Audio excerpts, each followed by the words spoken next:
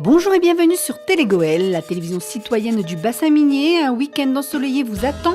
Vous pourrez en profiter pour vous balader sur les différents sites du territoire et faire un petit tour sur la grande braderie de Lens qui aura lieu dimanche 4 octobre.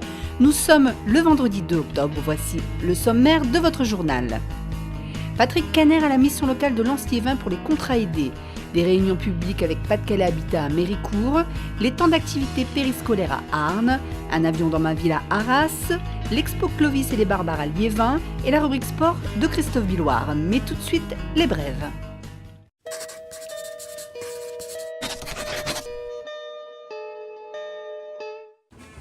Si dans le sud, le mot n'est pas courant, chez nous, c'est une tradition, une sortie en famille, un moment convivial, rempli de rire et d'amusement.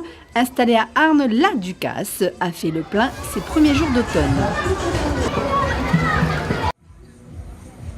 C'est sous le soleil que les Bradeux ont installé leurs étals dimanche dernier pour le célèbre marché aux puces de Méricourt, organisé par l'association contre la mucoviscidose. Une foule importante qui a permis de faire passer le message de lutte contre cette maladie, combattre pour guérir demain.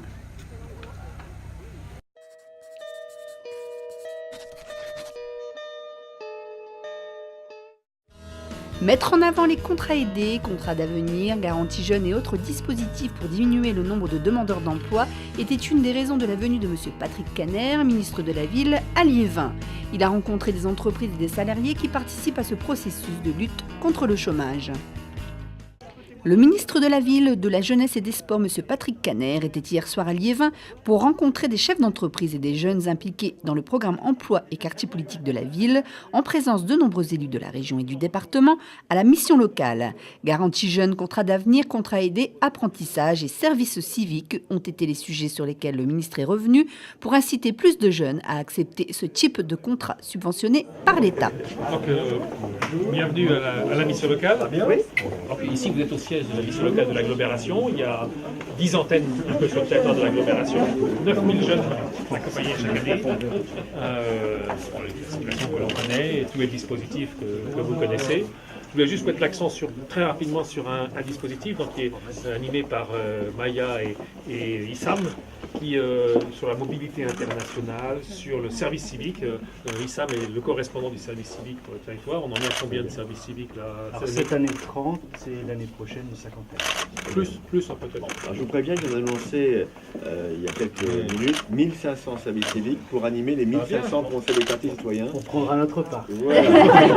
Je le dis aux élus, voilà, on y va, 1500 services civiques pour les conseils citoyens. Et donc on fait aussi des services volontaires européens, on envoie des jeunes à l'international, on envoie une centaine de jeunes chaque année à l'international et on accueille une jeune macédonienne actuellement qui est parmi nous pour témoigner pour les autres jeunes, pour les inciter à partir, pour les inciter à prendre une expérience à l'international. C'est très important. On n'a que 100 000 jeunes en France qui partent à l'international aujourd'hui.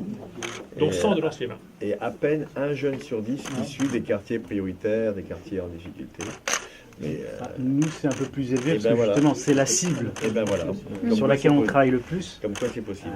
Ces programmes-là sont faits pour ces jeunes-là. Malheureusement, l'information ne passe pas suffisamment. Donc, et l'autocensure. Il y a l'autocensure, il y a plusieurs problématiques qui font que ces jeunes-là, malheureusement, ne participent pas. Donc nous, on essaye de cibler ces jeunes-là en priorité et on essaye de construire tout un parcours qui va leur permettre de pouvoir avoir accès à des programmes comme le volontariat européen, les stages Erasmus+, les chantiers du patrimoine, de volontariat, de solidarité internationale. Toutes sortes de techniques. Il y a beaucoup de dispositifs pour l'emploi des jeunes.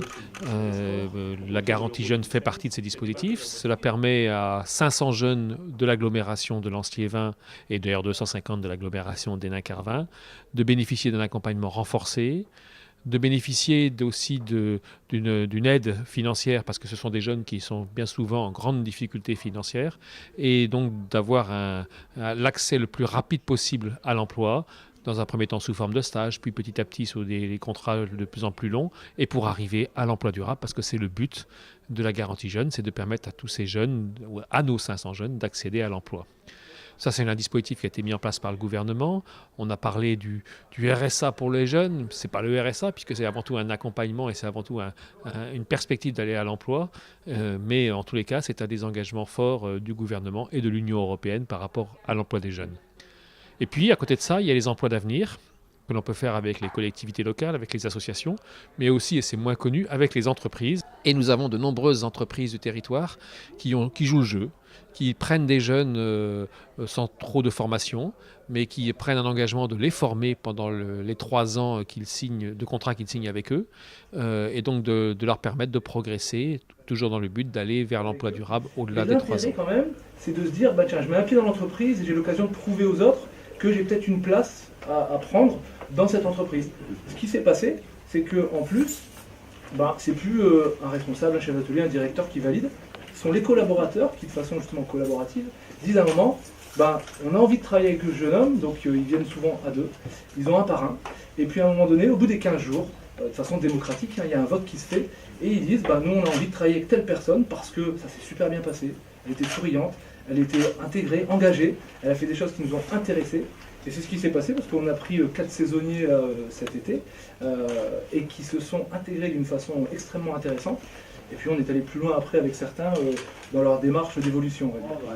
L'apprentissage et l'alternance sont vraiment des outils majeurs de promotion professionnelle des jeunes dans notre pays. Il faut vraiment se battre pour cela. Là, on nous a proposé un CDI. Et Dimitri, il a refusé son CDI pour faire un contrat d'apprentissage. Ça, c'est quelque chose, ça. Parce qu'en fait, j'ai pas voulu prendre le CDI parce que comme j'étais non diplômé, j'avais pas suffisamment d'expérience pour monter en grade. Alors je préférais repartir à l'école, valider un diplôme. Vous aviez conscience que qu'il fallait aller revenir sur les bancs de l'école. Oui. Alors, ce qu'il faut savoir, c'est que l'État met beaucoup de moyens pour l'emploi des jeunes, met beaucoup de moyens pour les contrats aidés, pour financer tous ces dispositifs qui sont à leur disposition. Et c'est important qu'un ministre vienne sur le terrain, vienne voir comment ça se passe avec les chefs d'entreprise, comment ça se passe avec les jeunes. Et les jeunes lui ont dit quelle était la réalité. L'important, ce n'est pas pour la mission locale, c'est pour les jeunes. Et c'est pour qu'on se rende compte que quand on est à Paris et qu'on pond un dispositif, de nouvelles idées, comment ça marche sur le terrain, c'est important qu'ils viennent voir. Et on a eu la chance d'avoir un ministre qui était très à l'écoute, qui regardait très directement les jeunes et les chefs d'entreprise et qui a eu des paroles vraies en disant c'est sur vous qu'on peut compter parce que l'emploi c'est pas l'État qui le décrète, c'est pas Pôle emploi, c'est pas la mission locale. L'emploi c'est les entreprises, c'est les employeurs et quand on a la chance d'avoir des employeurs comme ceux qui étaient présents devant le ministre qui s'engagent, qui vont au-delà de simplement la réussite de leur entreprise, mais qui sont de vraies entreprises citoyennes, on a tout gagné et le territoire a tout gagné. Qu'est-ce que vous apporte la garantie jeune depuis que vous êtes rentré dans le dispositif? Moi, ça m'a permis de faire des lettres de motivation où je ne savais pas les faire, de confiance en soi, avoir un esprit d'équipe. Moi qui suis bien sûr un grand défenseur de l'action publique et donc des collectivités locales, de l'État, des services de l'État, je sais que la lutte contre le chômage passe aussi par la mobilisation du secteur économique classique, entre guillemets. Et là on a vu avec 3 entreprises la confiance qui était la leur en direction de ces jeunes et une confiance appuyée par différents dispositifs, je crois qu'il faut le souligner, de l'apprentissage, des emplois d'avenir, du contrat CIE, des dispositifs qui sont accompagnés, portés par l'État, parfois de manière très, très forte et qui aboutissent finalement à mettre en relation des jeunes et des entreprises avec une réussite potentielle. Le contrat Starter, c'est le dernier né de cette idée qui consiste à dire, mais voilà, créons les opportunités pour approcher les jeunes du monde de l'entreprise. Et là, nous avons 13 000 contrats Starter qui seront réalisés d'ici la fin de l'année. Ça marche très bien. Nous allons signer le 7 millième dans quelques jours. C'est la prise en charge par l'État de 45% du salaire et des cotisations. Et dans ce cadre-là, il y a une opportunité réelle pour un chef d'entreprise d'offrir un véritable emploi à contrat à durée indéterminée à un jeune au sein de l'entreprise. Donc c'est un dispositif que, comme je dis souvent, gagnant-gagnant. Je reconnais qu'il y a beaucoup de dispositifs, mais quand vous regardez bien, chacun a son utilité. Il n'y a pas une jeunesse. Il y a différentes jeunesses et différentes difficultés au sein de la jeunesse. Et ces dispositifs permettent à chacun de trouver sa voie dans de bonnes conditions. Mais la complexité, sachons la dépasser, et ça c'est aussi le rôle du ministre. Les difficultés sociales sont plus lourdes, et donc des jeunes plus repliés sur eux-mêmes, qui ne connaissent pas leurs droits, on l'a vu tout à l'heure. Et donc il y a un effort de pédagogie, de mobilisation, de faire savoir. Il y a le savoir-faire et le faire savoir qui doit être plus que jamais développé, notamment dans les secteurs où le chômage est le plus difficile. Un ministre à l'écoute des expériences enrichissantes de chacun des jeunes engagés dans le processus de politique de la ville. Le parcours a été facile puisque j'ai vraiment expliqué à travers des réunions d'information collective le milieu du restaurant. Comme je l'avais expliqué avec Monsieur le ministre, j'ai essayé de donner de la chance à tout le monde. Donc je n'ai pas forcément pris des personnes issues du monde de la restauration, mais je voulais avoir des gens de bonne volonté en fait. Et ça a été vraiment facilité par les différentes réunions, les mises à disposition des salles. Ce qui a été un peu plus compliqué après, c'était durant cette dernière année, c'est de donner envie justement à ces jeunes. Mais Zaouïa est vraiment l'exemple type où quand on donne confiance et qu'on donne la bonne formation à des jeunes motivés, ils peuvent arriver justement à avoir des promotions puisque Zaouïa est devenu leader, donc a pris des responsabilités dans le restaurant. Je remercie Monsieur Chantaresi de m'avoir donné ma chance. J'ai tenté ma chance, c'est grâce à la mission locale. Ensuite, la mission locale qui m'a dirigée vers le recrutement Poivre Rouge, que j'effectuais les tests avec succès. Et ensuite, Monsieur Poivre Rouge de Liévin m'a donné ma chance pour prouver ce que je vaux et mettre mes compétences en pratique. Qu'il faut croire en soi et qu'il faut tenter sa chance et se donner les moyens pour réussir comme moi. Bon, parce que c'est vrai que des dispositifs, il y en a beaucoup. Et c'est compliqué de tout savoir et tout connaître. Mais nous, on est là pour les aider, pour les guider, pour leur montrer quelles sont les possibilités. Alors qu'ils n'hésitent pas à franchir la porte est toujours ouverte. Et puis, c'est pas nous qui allons leur trouver de l'emploi. C'est ce que je leur dis toujours. C'est pas nous qui allons... L'emploi, il tombe pas du ciel. Il vient pas comme ça tout cuit dans leur bec. C'est d'abord eux qui vont trouver du travail. Et comme on dit certains jeunes devant le ministre, il faut dire aux jeunes, il faut y aller. Il faut saquer dedans, comme on dit, quand on parle jeunes. Il faut se donner la peine d'aller chercher, il faut se bouger. Et donc, nous, on pourra accompagner, on pourra aider et trouver le bon dispositif au bon moment pour que les jeunes réussissent et sa vie soit avec un véritable avenir.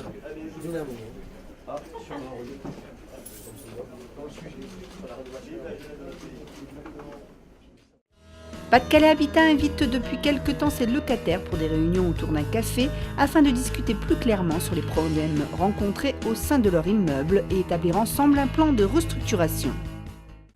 Des fenêtres en bois, de l'électricité datant de plusieurs années, des accès non sécurisés, le bâtiment Neruda à Méricourt a besoin d'une remise à neuf importante et celle-ci se fait à leur grande satisfaction avec les locataires représentés par Madame Séverine Grard et Pas-de-Calais Habitat. C'était effectivement la première réunion qu'on a eue de notre côté avec Pas-de-Calais Habitat, des échanges très constructifs. De notre côté, on avait des petites revendications à leur faire. Ils ont très bien entendu nos revendications, ça a été noté. Ils ont aussi pris beaucoup de notes, parce que les gens sont quand même assez mécontents de certaines choses au niveau des logements. Et de notre côté, on espère que notre voix sera entendue et que Pas-de-Calais Habitat fera le nécessaire pour qu'on puisse vivre encore plus en sécurité au niveau des logements qu'on a à l'heure actuelle. Alors concernant le chauffage, oui, on a eu des réponses concrètes. On nous a dit que les chauffages allaient passer à condensation gaz, donc ce qui est un plus pour nous, puisque ça nous permettra d'avoir aussi le gaz de ville, et donc de ne plus avoir de bouteilles de gaz ou de faire la demande auprès de Pas-de-Calais Habitat pour avoir une bouteille de gaz au niveau des logements. Bouteilles de gaz qui, comme on le sait, sont toujours dangereuses au cas où il y aurait un petit souci de ce côté-là. Donc ça a été entendu. De notre côté, on a demandé les volets. On nous a dit que les fenêtres allaient être changées pour des fenêtres athermiques. Effectivement, c'est quelque chose de bien. Mais les volets, on sait que c'est quand même quelque chose qui est nécessaire pour les habitants, de façon à se sentir encore plus en sécurité dans leur logement. Ensuite, il y aura l'électricité qui sera donc refaite complètement. Où là on nous a bien précisé qu'il fallait ne pas faire non plus de travaux, puisque comme tout va être refait, tout va être changé, donc chose que de notre côté qui va être remise aux normes, Donc ça, c'est un plus. La façade du bâtiment qui va être totalement refaite, où il a été bien pris en compte qu'il fallait on va dire quelque chose de solide, de beau et qui soit un petit peu plus, je dirais, insonorisé qu'à l'heure actuelle. Donc là, après, on verra si réellement tout ça s'est réellement mis en place. On doit avoir d'autres réunions. On espère que ces réunions seront bien maintenues. La prochaine réunion devra avoir lieu aux alentours de mars-avril. On espère que d'ici là, il y aura d'autres avancées. Bon, moi, de mon côté, j'essaye de voir aussi avec les locataires de mon bâtiment, savoir s'ils ont d'autres remontées, pour ceux qui n'ont pas pu malheureusement venir se déplacer, voir s'il y a d'autres remontées, s'ils ont d'autres besoins.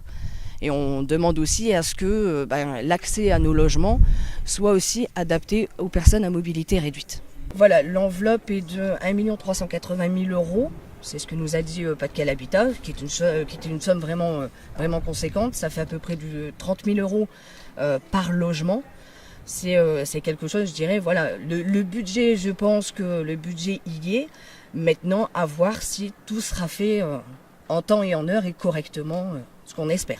Pas-de-Calais Habitat et ses représentants ont donc discuté avec les locataires sous forme de café-rencontre, une nouvelle façon de consulter les intéressés qui satisfait le propriétaire et les habitants.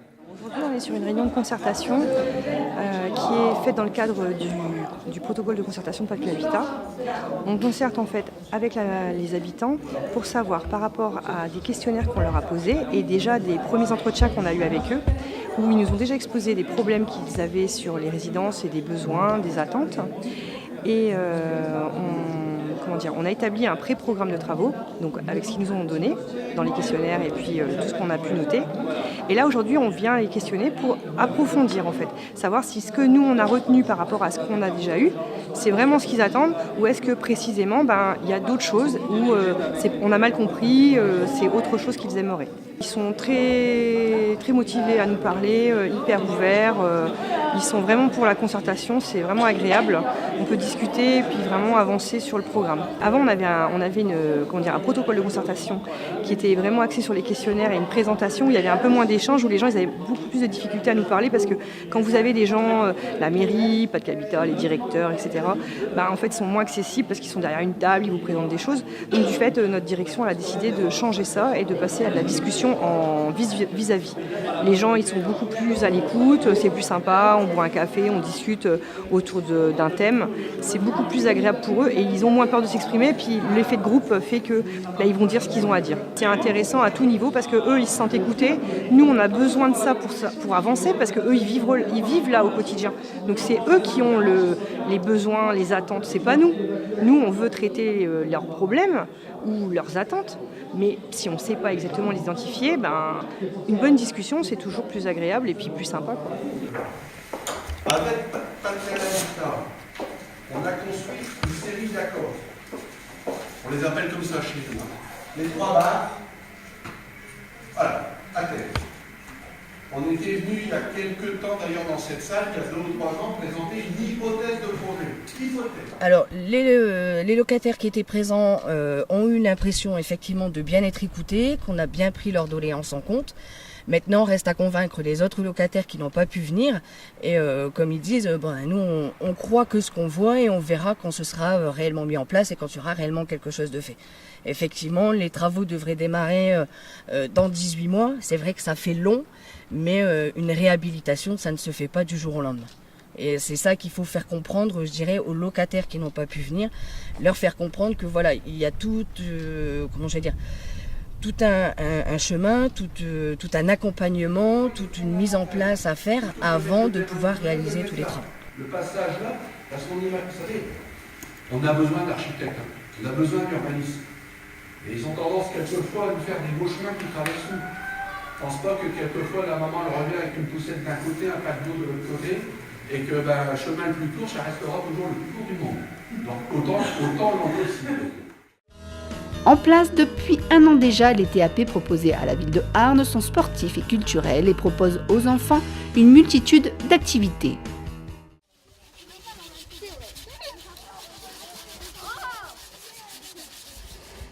Non, mais tu dois écrire Facebook. Alors avec l'apparition des nouveaux rythmes scolaires, nous avons mis en place les temps d'activité périscolaire. Ce sont des temps qui sont dans la continuité de l'école et qui permettent aux enfants de découvrir de nouvelles activités, des animations qu'ils n'auraient pas l'habitude de faire à l'école ou avec les parents. L'origine des TAP vient de la refonte des rythmes scolaires. L'éducation nationale, donc l'État, nous impose de mettre en place ces temps d'activité pour les enfants scolarisés sur la commune, que ce soit des enfants de maternelle comme les enfants d'élémentaire. Donc sur la commune de Arnes, les TAP ont lieu le mardi après-midi de 13h30 à 16h30 pour les écoles élémentaires Barbus, Jaurès et la maternelle Barbus. Le jeudi après-midi, 13h30, 16h30 pour les écoles élémentaires Diderot, Pasteur et Curie. Et puis les maternelles, nous avons fait le choix de les mettre le vendredi après-midi de 13h30 à 16h30. Donc ça concerne les enfants scolarisés à l'école Louise Michel, Anatole France, Paul Langevin et Émile Zola. Alors, comment sont organisés les TAP? Les animateurs, donc, ce sont des animateurs tous qualifiés au minimum avec le BAFA. On a recruté cette année des gens titulaires de DUST dans l'animation. On a une professeure d'anglais qui intervient. Les animateurs récupèrent les enfants au sein même des écoles.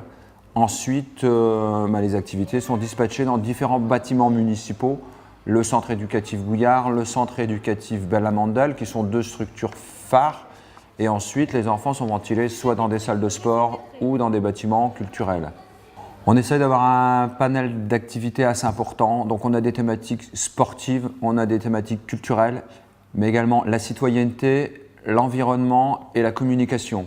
Donc de par ces grosses activités phares, après découle un tas d'activités. En sport, je pense notamment à la piscine. Les enfants vont vers l'apprentissage de la natation. Mais ils font également des jeux d'opposition, on fait de l'aïkido, du judo, du foot, on a notamment un éducateur sportif foot qui intervient, des pièces de théâtre, des cours d'anglais, on a tout un petit groupe qui travaille autour du multimédia, donc réalisation de photos, vidéos, apprendre à faire des petits articles de presse. On a aussi des activités qui tournent autour des travaux manuels, la citoyenneté. L'écologie, les enfants construisent eux-mêmes, on avait vu l'année dernière des petits nichoirs. Donc cette année, on va encore essayer de développer ces activités sous différentes formes. Pour l'organisation, on demande aux familles d'inscrire leurs enfants sur des périodes intervacances. Par exemple, de septembre aux vacances de la Toussaint, ensuite on partira de vacances de la Toussaint jusqu'à Noël, et ainsi de suite. Il est important pour nous que les familles prennent l'habitude d'inscrire leurs enfants dans les délais parce que tout ça demande une organisation qui est assez lourde en termes de recrutement, en termes de déclaration, puisque toutes nos structures sont déclarées auprès de la jeunesse et sport. Donc on a vraiment des délais de rigueur imposés et à tenir. Le travail qui est fait en TAP doit être en lien avec le projet éducatif de l'école. On n'est pas là pour faire de l'enseignement. On est vraiment sur des activités.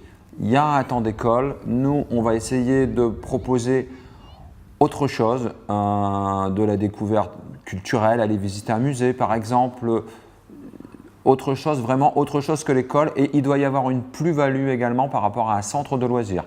Les TAP, ce n'est pas un temps d'école, mais ce n'est pas non plus un temps de centre de loisirs. Les TAP sont obligatoires. Chaque municipalité aujourd'hui se doit de mettre en place des TAP. Ça, c'est une obligation. Par contre, la fréquentation des TAP ne sont pas obligatoires. Les parents ne sont pas obligés de mettre leur enfant sur ces temps d'activité périscolaire.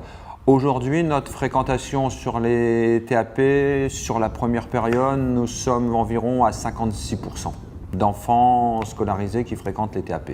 Les TAP, depuis leur mise en place, sont gratuites. Monsieur le maire s'est engagé en disant que les TAP resteront gratuites.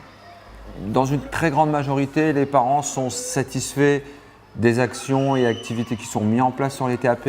Par contre, on a aussi des retours nous disant que les enfants sont fatigués, Mais ces retours-là, nous les avons des parents, mais également des enseignants qui constatent qu'eux aussi, dans les classes, des enfants, arrivés le jeudi après-midi, ils commencent à être fatigués. C'est une constatation sur Arnes, mais sur d'autres collectivités également. On voudrait également, cette année, ce sera une première, essayer de faire une grande restitution des TAP au niveau des familles. Donc on vous communiquera prochainement une date au mois de juin où les enfants pourront se produire sur scène avec un spectacle de théâtre, avec une restitution de ce qui est fait à l'école de musique. Ils pourront vous présenter des photos, il y aura un film qui sera monté par les enfants et par les collègues du service communication. Les travaux manuels faits par les enfants tout au long de l'année seront exposés. Ce sera un gros temps fort des TAP qui viendra clôturer encore une fois une année scolaire.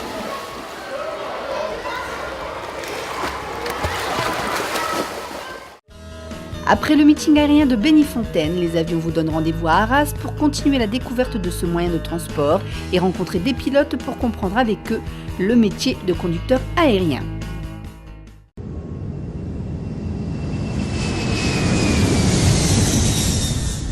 Alors, le Rotary, qui est une association internationale et qui est représentée dans notre ville d'Arras par 3 clubs, dont celui que nous représentons est le Rotary Arras Cœur d'Artois.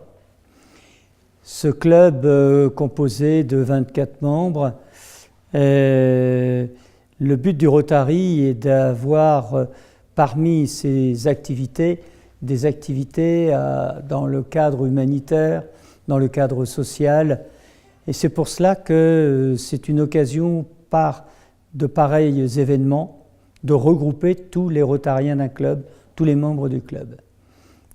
À cette occasion, donc, nous organisons ce dimanche 4 octobre un grand événement qui s'appelle « Un avion dans ma ville » à Arras.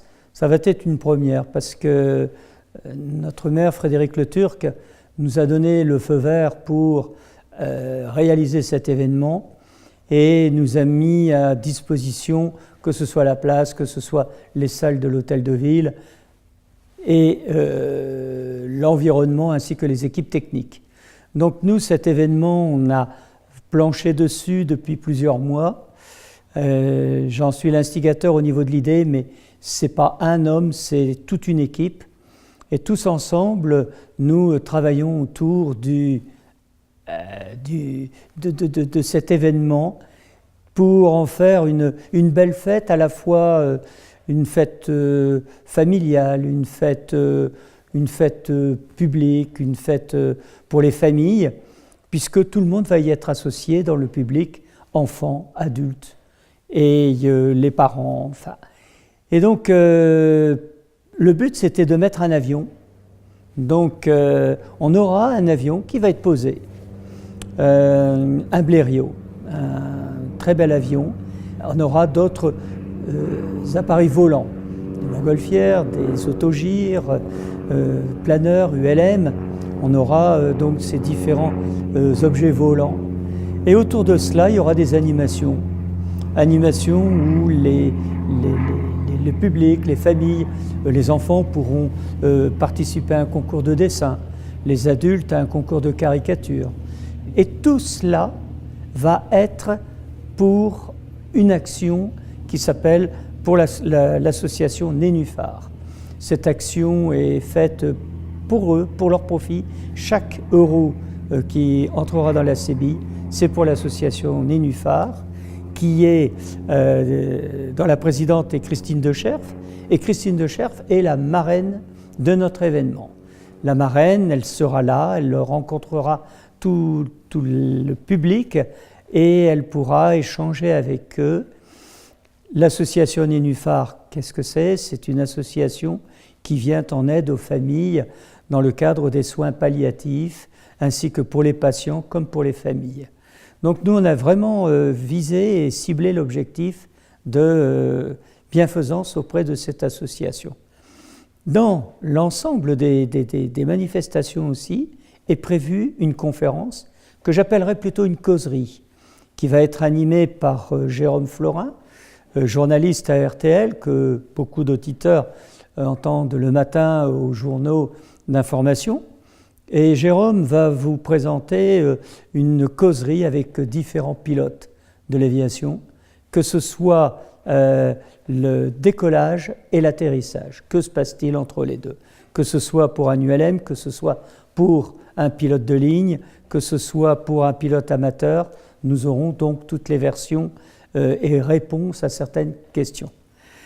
Donc, je ne voudrais pas non plus oublier que la place des héros à Arras, lieu sur lequel va se dérouler cet événement, est entourée d'établissements de restauration, brasseries, cafés, bars et autres, et eux aussi s'investissent autour de l'événement pour pouvoir apporter une restauration à tous les visiteurs et à toutes les familles.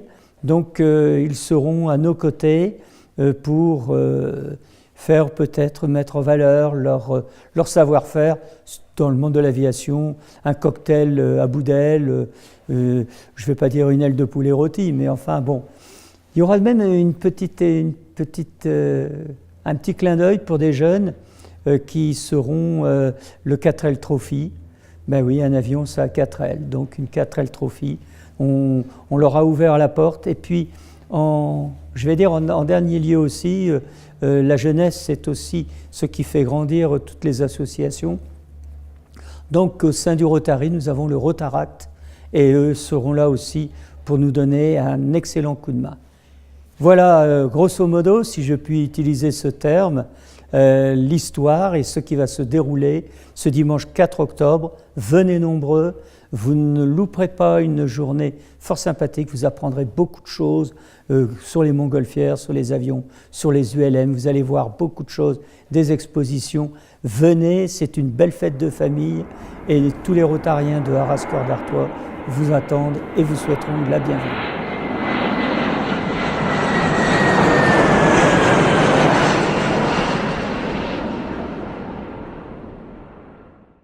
C'est à Liévin jusqu'au 9 octobre. L'exposition Clovis et les barbares vous accueille petits et grands pour un bond de plusieurs centaines d'années en arrière.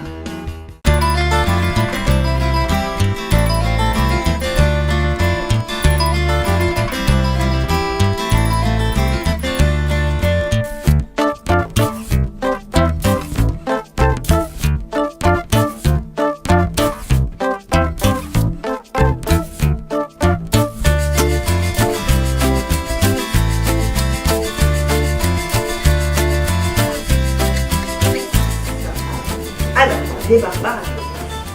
C'est toute notre histoire à nous, les barbares à Clovis. On va remonter un petit peu plus loin. On accueille Place Gambetta donc pendant encore une semaine une exposition qui s'appelle Des barbares à Clovis. On va expliquer aux enfants pourquoi on les appelle les barbares et toutes ces installations de peuplade qui sont arrivées en Gaule. On va déjà planter le décor, on va leur expliquer un petit peu toutes ces migrations qui ont fait que voilà, on s'est installé sur ces territoires-là. Donc pendant une petite demi-heure, on va leur parler aussi de la façon dont vivaient ces barbares et par la suite donc les Francs. Encore plus barbares que les autres. On les appelle les Huns, H-U-N-S. Et la mode a beaucoup changé parce que les barbares franques, les femmes franques, ont amené une manière de s'habiller. Elles ont pris aussi un peu la manière de s'habiller des Gauloises et aussi des Romaines. Et puis ensuite, ils vont pouvoir jouer avec les différents ateliers. Donc il y a des ateliers, un atelier notamment qui est très prisé, c'est les déguisements. Bien évidemment, tous les enfants s'éclatent vraiment avec cet atelier-là.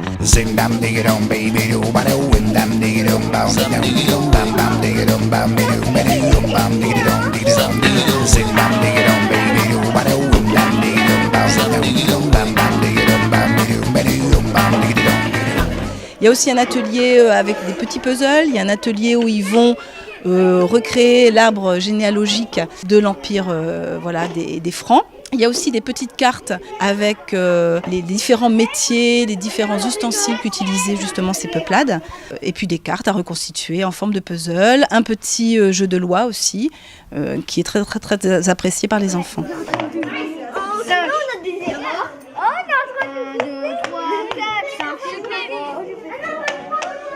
On a une série de panneaux qui va justement reprendre tout ce qu'on leur explique pendant la petite demi-heure du début de l'exposition.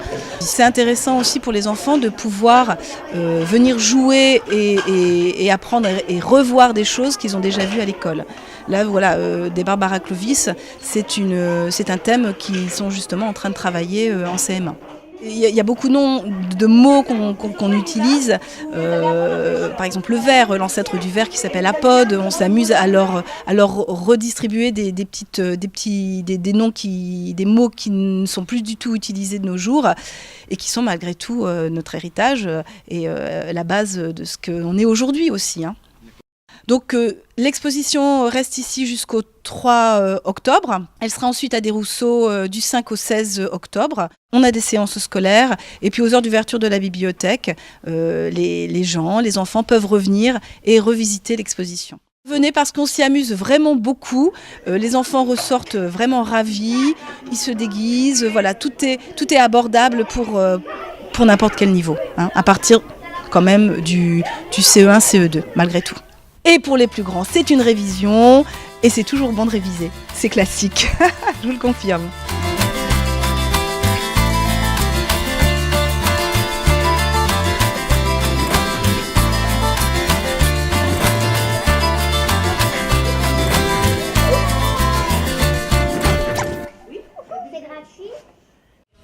Tout de suite, les virades d'Américourt et du sport à Arles dans la rubrique de Christophe Villoire.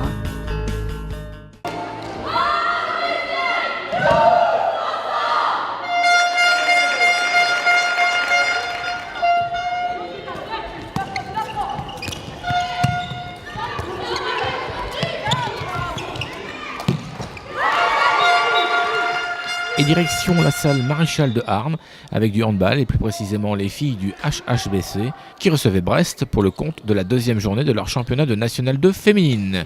Après une défaite contre Villemomble 25-21, les Arnésiennes avaient à cœur de se reprendre devant leur public pour ce premier match à domicile de la saison. Malheureusement pour elles se sont inclinées 18-23 après avoir montré un bel engagement jusqu'en début de deuxième mi-temps, avant de faiblir contre une formation de Brest qui a fait preuve de plus de réalisme.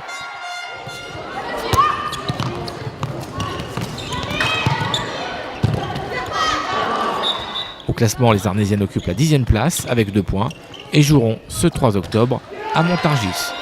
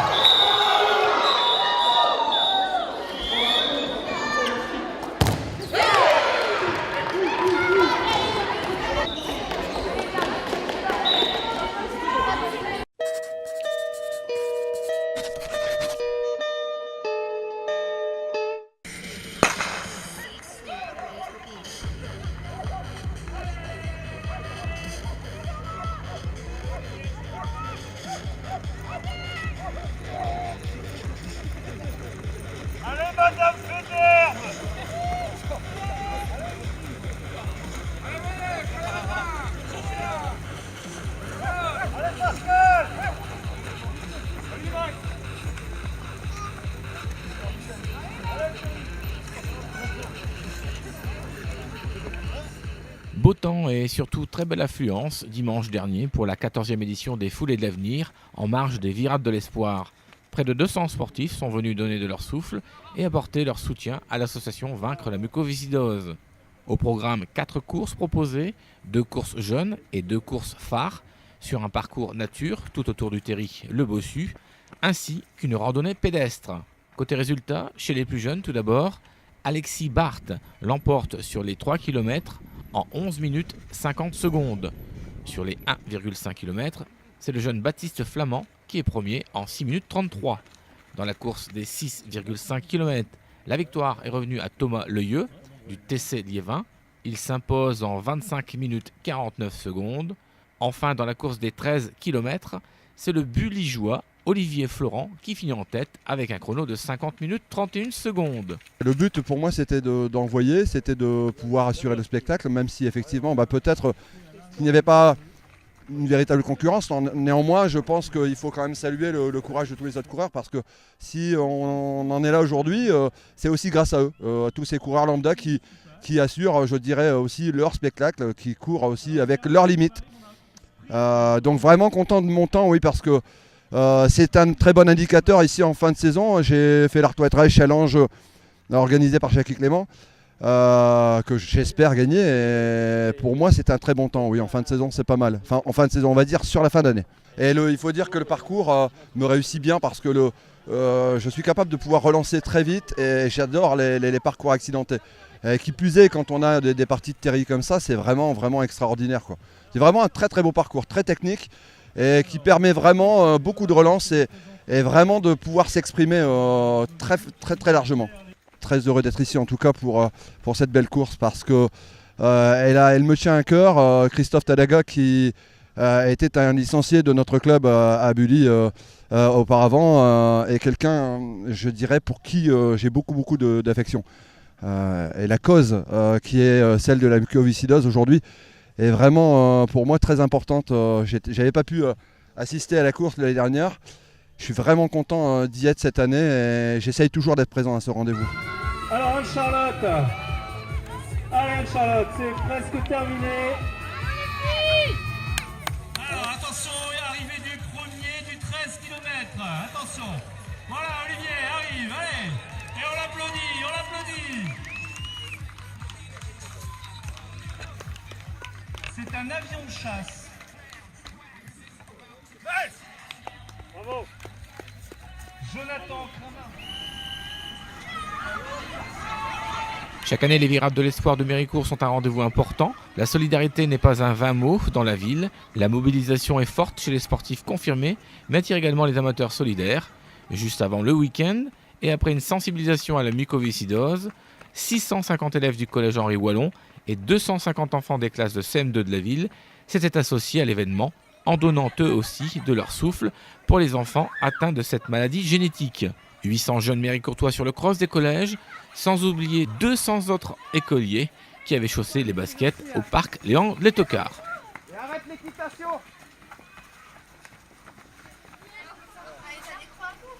On défait les dossards, on les empile, au mieux se faire. Je reviens.